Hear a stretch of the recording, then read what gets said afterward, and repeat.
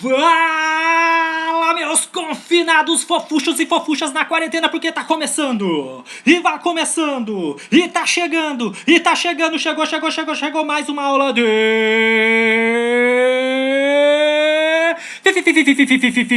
Filosofia! Filosofia medieval ou filosofia cristã, segunda parte. E aí, galerinha, sem crise? Tudo bem com vocês? Então senta nessa poltrona, relaxa, porque agora nós vamos conhecer a patrística. Esse cara, Santo Agostinho, mas antes, né, gente? Vamos pegar aquela minha canetinha.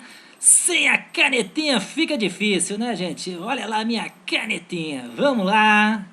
Nossa canetinha. Pegando aqui. Santo Agostinho de Hipona, o expoente principal da patrística. A pergunta central é essa daqui, ó. O que é o livre-arbítrio?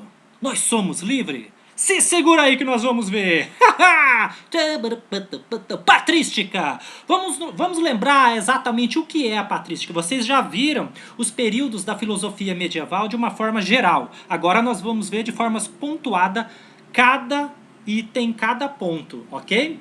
Vamos lá então. A patrística, baseada na filosofia grega. Opa, já temos uma informação aqui. Baseada na filosofia grega.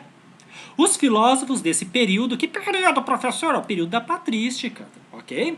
Lá o período da patrística, entre o século II e o século IV depois, aliás, de Cristo, tá? Eu já ia falar antes de Cristo aqui, ok? Entre o século II e o século IV depois de Cristo, da era cristã, ok? São os filósofos desse período, tinha como objetivo central compreender a relação entre a fé divina e o racionalismo científico, ou seja, eles buscavam a racionalização da fé cristã. O que isso significa? Bom, os filósofos da patrística, que tem como principal filósofo, esse cara aqui do lado, aqui, Santo Agostinho, eles tinham como objetivo unir a fé e a razão. Ou seja, a fé cristã que até então era só testemunhada, a fé cristã que até então era só o que estava escrito nos textos, tá? Nos textos bíblicos, nos evangelhos, nas cartas de Paulo. Agora, esses textos da fé cristã vão se unir com argumentos filosóficos, vão ganhar características e argumentativas filosóficas, ok? Mas quem que é esse Santo Agostinho? Por que Santo Agostinho? Bom, Agostinho, ele foi um bispo e ele foi considerado doutor da igreja. Por quê? Porque ele foi um grande teórico dessa época, tá? Um grande teórico lá do século IV antes de Cristo, e ele foi um grande filósofo, um grande teólogo, então ele foi canonizado pela igreja e é um dos que pertence ao que nós chamamos de doutor da igreja, tá? Mestre e doutor da igreja. Bom, Santo Agostinho nasceu de 354 a 430, foi teólogo, bispo, filósofo e principal expoente da patrística, ou seja, esse cara aqui. Seus estudos estiveram voltados para a luta do bem e do mal, bem como o neoplatonismo. O que isso significa, neoplatonismo? Ele vai absorver muito da filosofia de Platão para dar as bases às suas explicações a respeito da fé. Ok? Nós vamos ver um pouco mais isso mais para frente. Então nós chamamos de neoplatonismo. Ou seja, ele trouxe uma nova perspectiva da filosofia de Platão e agrupou com a fé cristã. Então, a base da teologia de Santo Agostinho tem como fundamento os argumentos e a sustentação da filosofia de Platão, ok? Vamos lá! Vamos lá! O que Santo Agostinho acreditava? Bom, ele acreditava que na fusão da fé, ou seja, a união da fé representada pela igreja e a razão representada pela filosofia, ou seja, a união das doutrinas da igreja com a filosofia para encontrar a verdade. Ou seja, as duas poderiam trabalhar juntas, cuja razão auxiliaria a busca da fé, que por sua vez não poderia ser atingida sem o pensamento racional. Olha só o que Santo Agostinho está nos dizendo aqui, que a fé e a razão são de extrema necessidade para nós alcançarmos a verdade, né? Segundo ele, nós precisamos da fé e precisamos da razão para dar compreensão e analisar e compreender a verdade, tá? Ou seja, a revelação divina. Então, para ele, só a fé não dá. E só a razão sozinha também não. As duas precisam trabalhar juntas. Então ele acredita nessa fusão entre fé e razão. As duas dando base para auxiliando a busca da fé.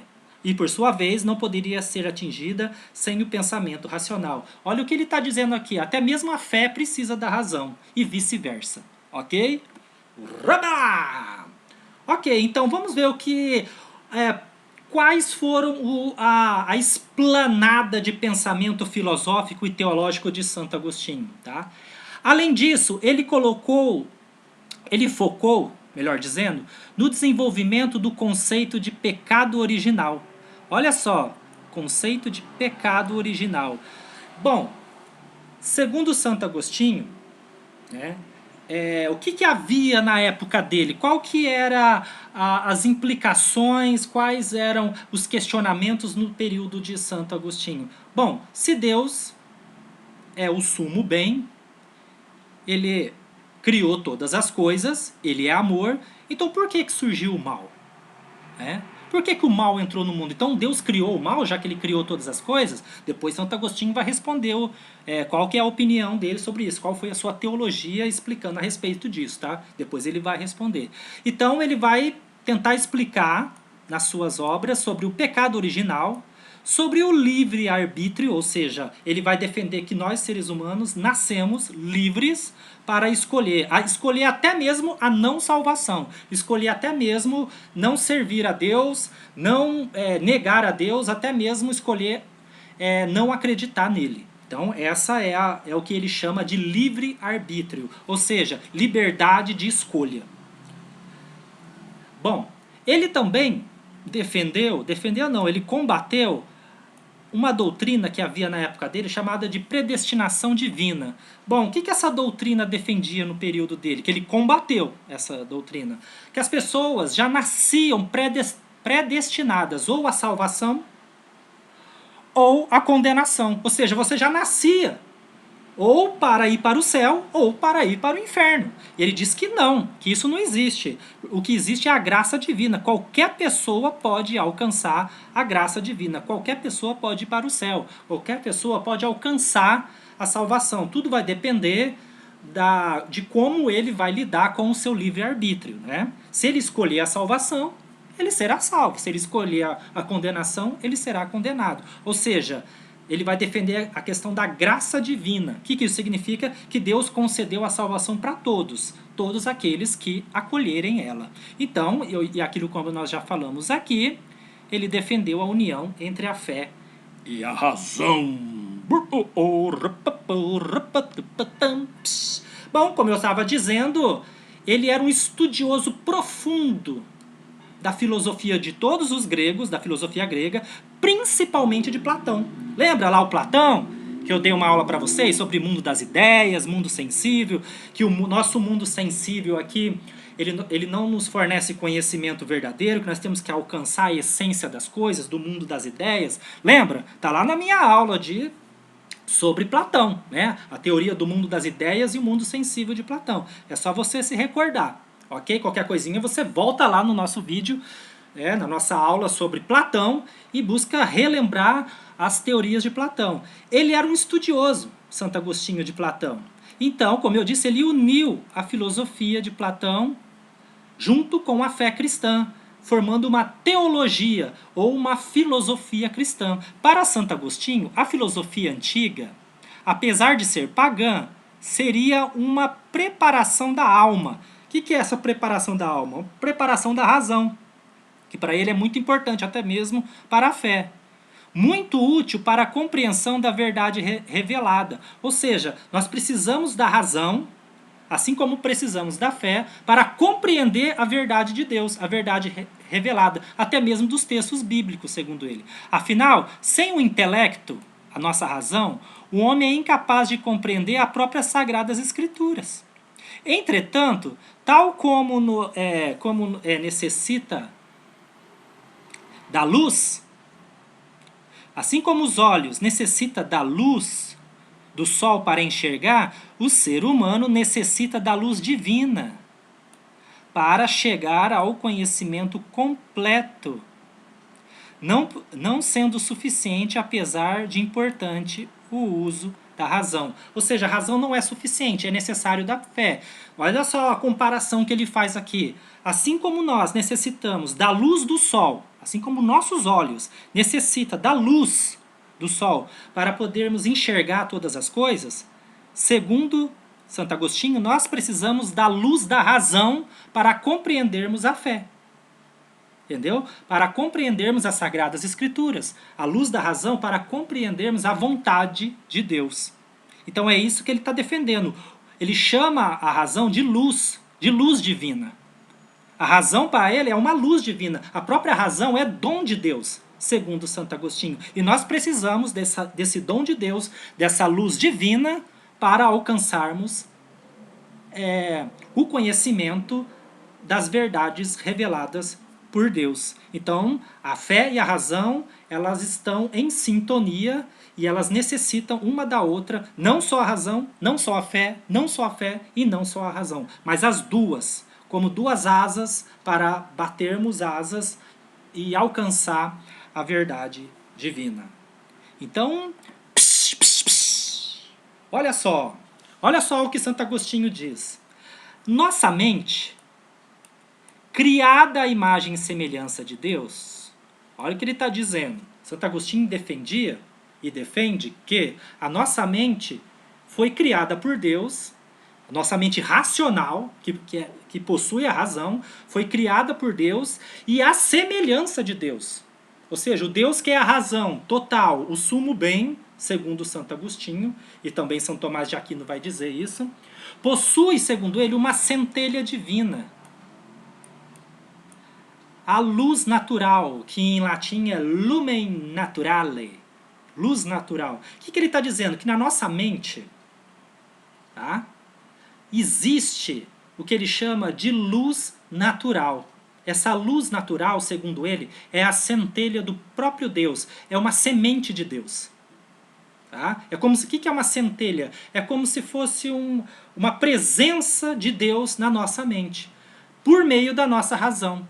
Olha só o que ele está dizendo, que a própria razão que existe em nós tem uma origem na razão do próprio Deus. Ou seja, a nossa própria razão, a nossa própria capacidade racional é uma expressão da própria racionalidade de Deus. Então, se eu sou racional, porque primeiro Deus é razão. Então, a minha razão, ela é um reflexo da razão do próprio Deus. Ok? E que em latim chama lumen naturale, significa luz divina. Tá? Ou seja, desculpa, luz natural.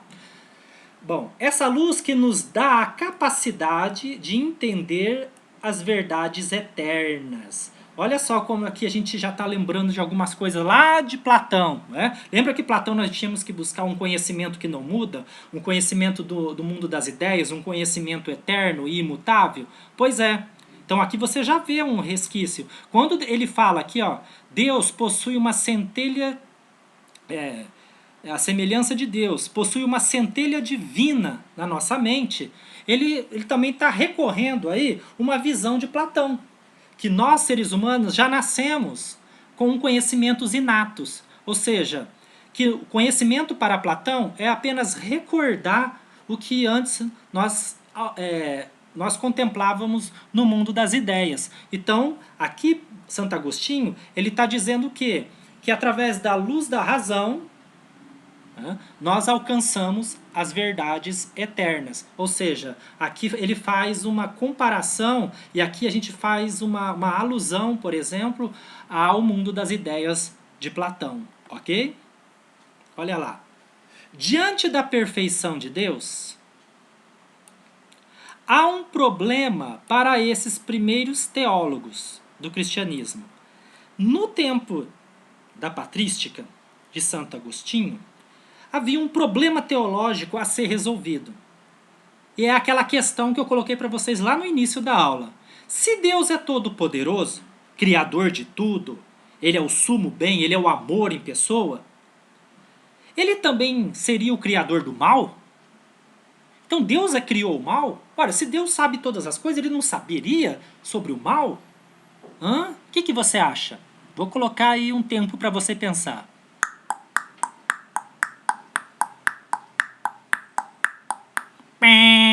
Vamos lá então ver o que Santo Agostinho dizia. Para Santo Agostinho, o mal não tem realidade em Deus. Não foi Deus que criou o mal. Todo o mal que existe no mundo não é mais do que a ausência do bem. A ausência da obra divina. Olha o que ele está dizendo. Que não, Deus criou todas as coisas, mas ele não criou o mal. Então quem criou o mal? A nossa liberdade. Lembra lá do nosso livre-arbítrio? Ou seja, pela minha liberdade, eu escolho a ausência do bem.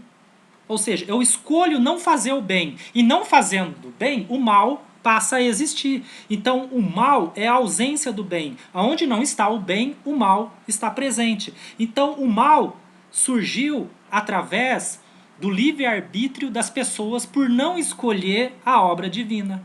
Então, segundo Santo Agostinho, quando eu, através do meu livre-arbítrio, da minha liberdade, eu escolho não fazer a obra divina, eu não escolho fazer o bem, eu escolho não fazer o bem, o que acontece? O mal passa a existir.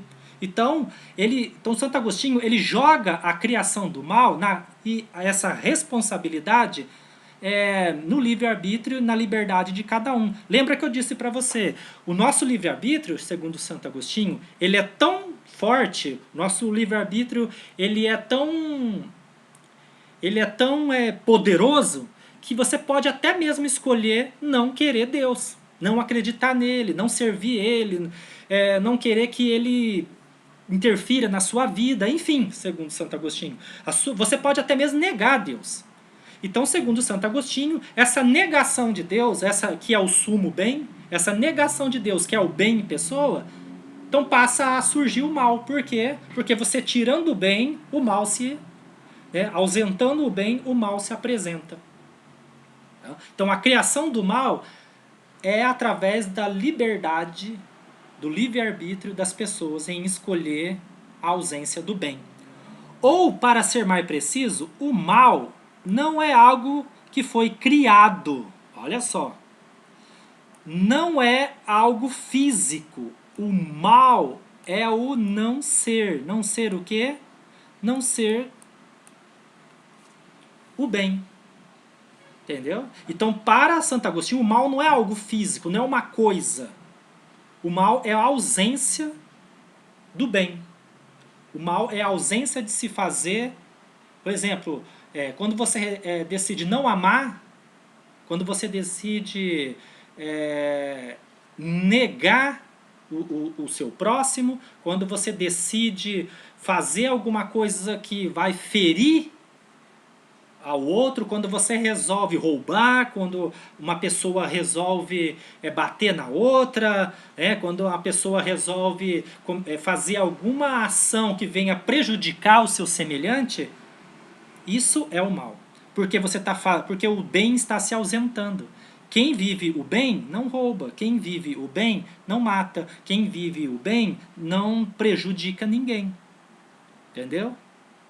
Então vamos lá?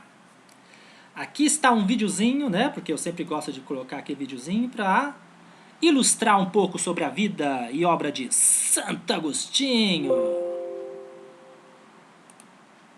Então vamos lá. Você com certeza já deve ter ouvido falar de um tal de Santo Agostinho, né? Talvez você saiba que ele viveu e escreveu durante a era patrística, ou seja, ele foi um dos pais da igreja, que ele influenciou grandemente o cristianismo, mais especificamente o catolicismo, que ele morou em uma cidade chamada Hipona, já que muita gente se refere a ele, né, como Agostinho de Hipona. Mas será que você conhece de fato a fundo a história de vida de Santo Agostinho? Se sim, beleza, vamos relembrar quem foi e o que fez dele essa pessoa tão importante. Se não, melhor ainda, pois agora nós vamos conhecer a história cheia de reviravoltas de uma das figuras mais influentes da história do mundo. Bora! Aurélio Agostinho, também conhecido como Agostinho de Hipona, nasceu em 13 de novembro do ano de 354 d.C., na cidade de Tagaste, no norte da África, onde hoje fica a Argélia, ali pela área do Mediterrâneo, sabe? Agostinho foi o primeiro filho de Patrício e Mônica.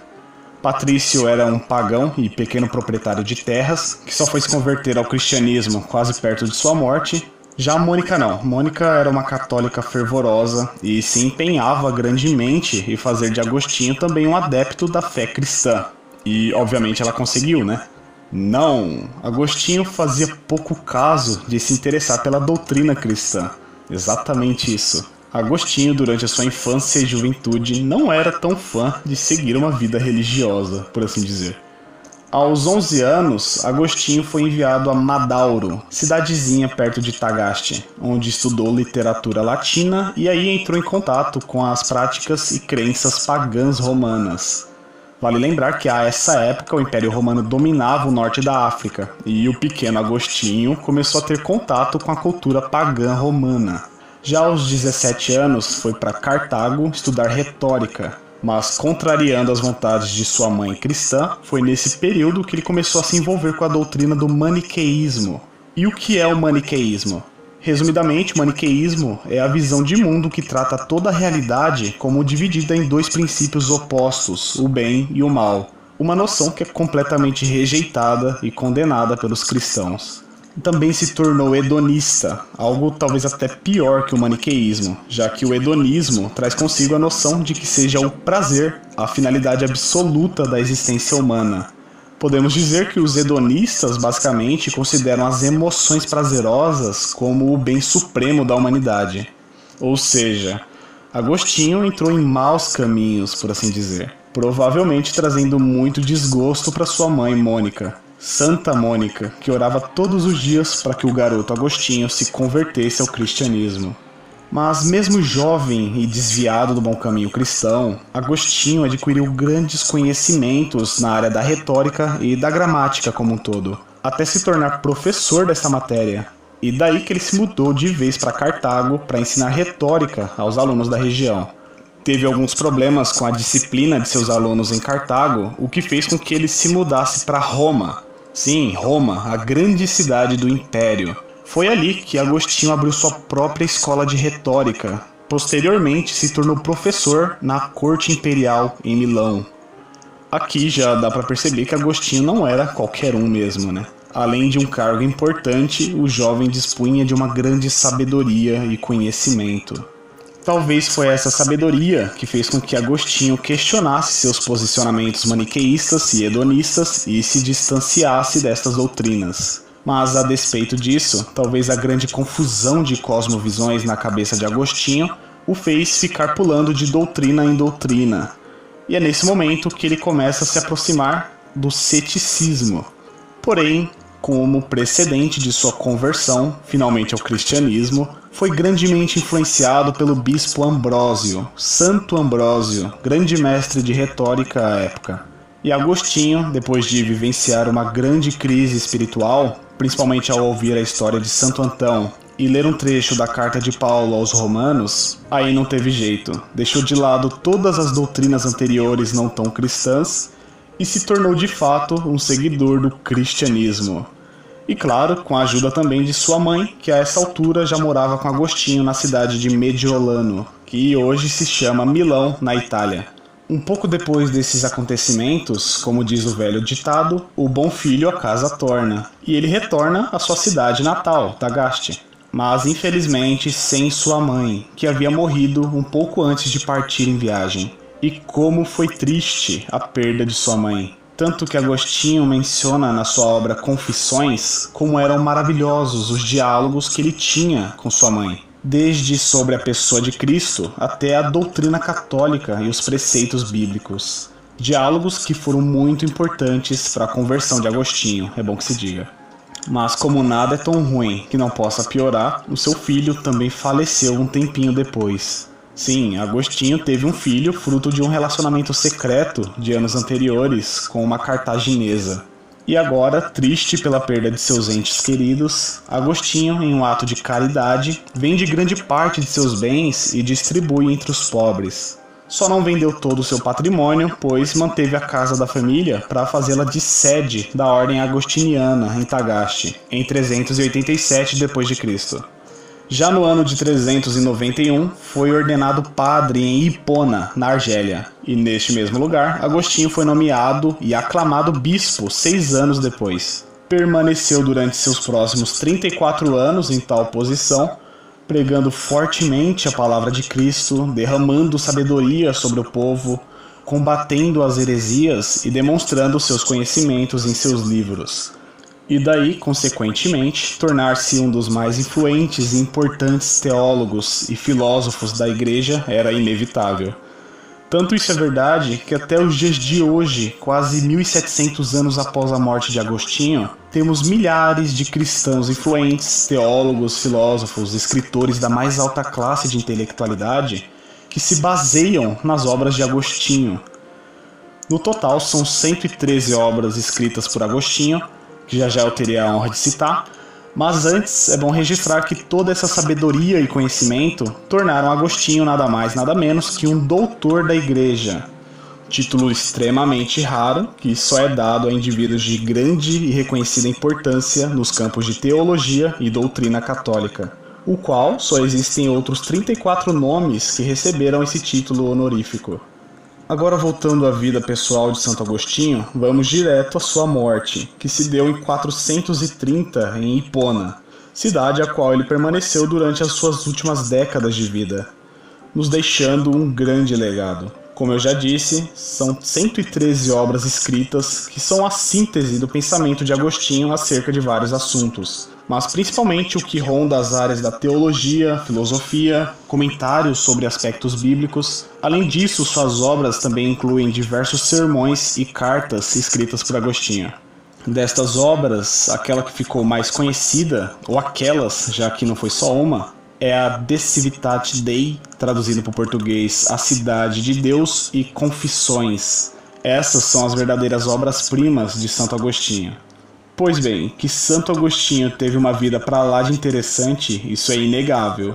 Mas o que fez com que realmente ele se tornasse esse grandioso e tão prestigiado personagem histórico do cristianismo? Obviamente, seus escritos e pensamentos em relação às áreas da filosofia e teologia. Mas qual era esse pensamento? O que defendia Santo Agostinho? É claro que é impossível apresentar todo o pensamento de Agostinho nesse vídeo, então deixa eu resumir. Já vou começar destacando que Agostinho foi um dos primeiros, na verdade o primeiro dentre os grandes autores do cristianismo, a defender a visão de que o ser humano é a união perfeita de duas substâncias metafisicamente distintas, o corpo e a alma.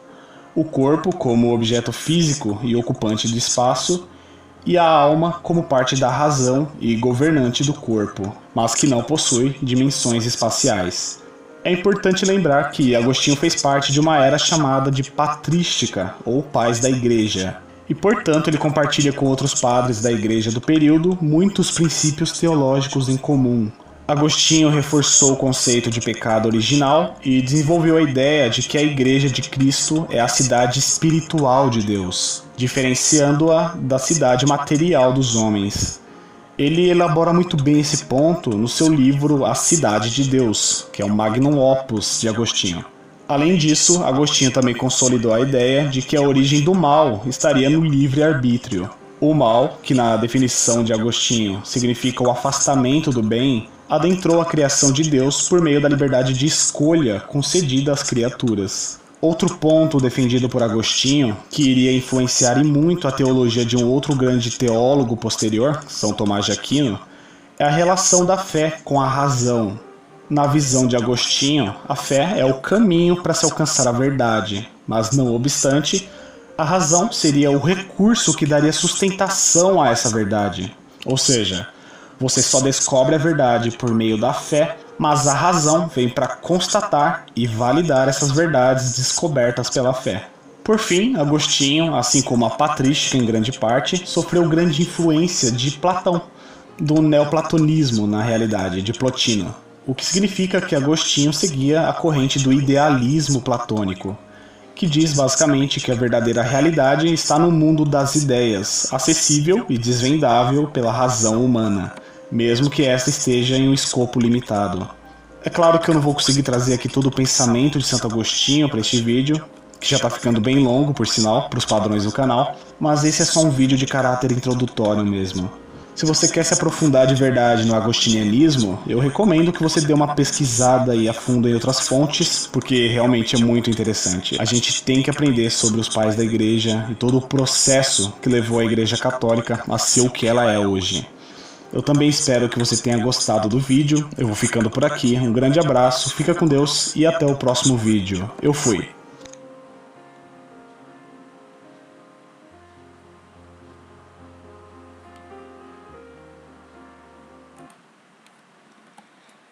E aí, galera, sem crise, gostaram do vídeo, gostaram da aula de hoje? Então essa foi a segunda parte da filosofia medieval e nós teremos a terceira, hein? Então fique ligadinho, fica aquele meu forte abraço e aquele beijo e tchau!